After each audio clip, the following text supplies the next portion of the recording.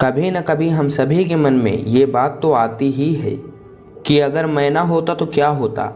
ये बात खासकर तब आती है जब हमारी वजह से कोई काम या तो पूरा होता है या फिर हमारे ना होने की वजह से वो काम हो ही नहीं पाता।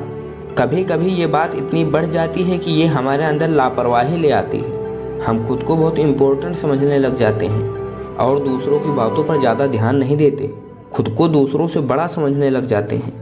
हमें लगने लगता है कि हमारे बिना किसी का काम हो ही नहीं पाएगा, जो हैं हम ही हैं। आज की कहानी आपको इसी बात की सीख देगी कि क्या ऐसा सोचना हमारे लिए सही है।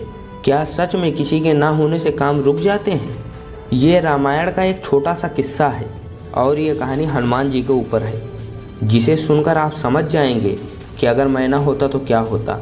हनुमान जी जिस समय भगवान राम से आशीर्वाद लेकर सीता माता की खोज करते हुए अशोक वाटिका पहुंचते हैं तो देखते हैं कि गुस्से से भरा रावण तलवार लेकर सीता मैया को मारने के लिए दौड़ रहा है।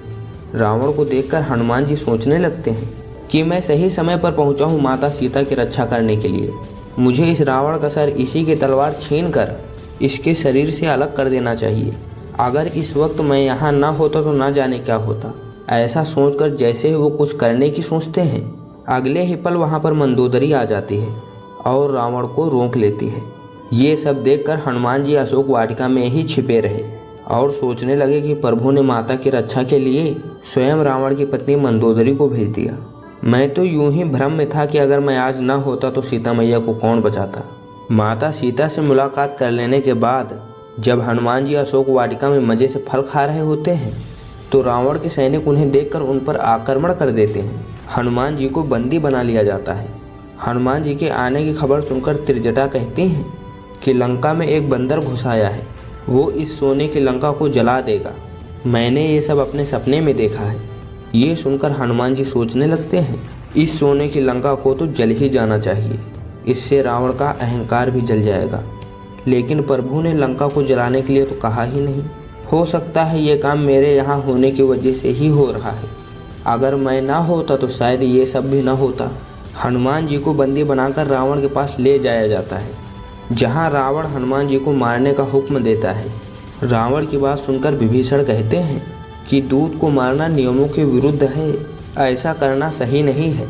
इसके बाद रावण कहता है कि एक बंदर को उसकी पूंछ सबसे प्यारी होती है, इसीलिए उसकी पूंछ में आग लगा दी जाए।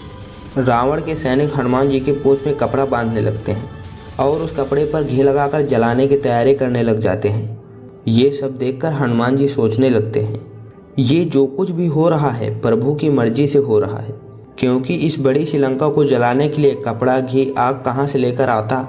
लेकिन फिर भी इस रावण ने इन चीज़ों का प्रबंध खुद ही कर दिया। प्रभु जब रावण से खुद अपना काम करा रहे हैं तो मुझे भरम रखने की क्या ज़रूरत है कि जो हो रहा है मेरी वजह से हो रहा है। प्रभु तो काम करा ही देते हैं। रावण के सैनिक हनुमान जी की पूंछ में आग लगा देते हैं, जिसकी वजह से पूरी लंका में आग लग जाती है और सोने की लंका जलकर बर्बाद हो जाती है। कई बार हमें भी ये गलतफहमी हो जाती है कि मैं ना होता तो क्या होता। जिस तरह माता सीता को बचाने का काम प्रभु ने रावण की पत्नी से करवा लिया और लंका जलाने के लिए उसने खुद ही आदेश दे दिया, तब हनुमान जी भी समझ गए कि प्रभु जिससे जो काम लेना चाहते हैं वो उसी से लेते हैं। इसलिए ये बात कभी भी ना भूलें कि इस संसार में जो भी हो रहा है वह ऊपर वाले की मर्जी से ही हो रहा है। कभी ये भ्रम ना पालें कि आपके बिना कोई काम रुक जाएगा या फिर आपके होने से ही कोई काम हो पाएगा। अगर आप नहीं होंगे तो भी चीज़ होगी और उन्हें करने वाला भी होगा। इस संसार में हर चीज़ का होने का एक कारण होता है। जब तक आप कुछ कर रहे हैं तो इसका मतलब है कि ऊपर वाला चाहता है कि आप ही उस काम को करें।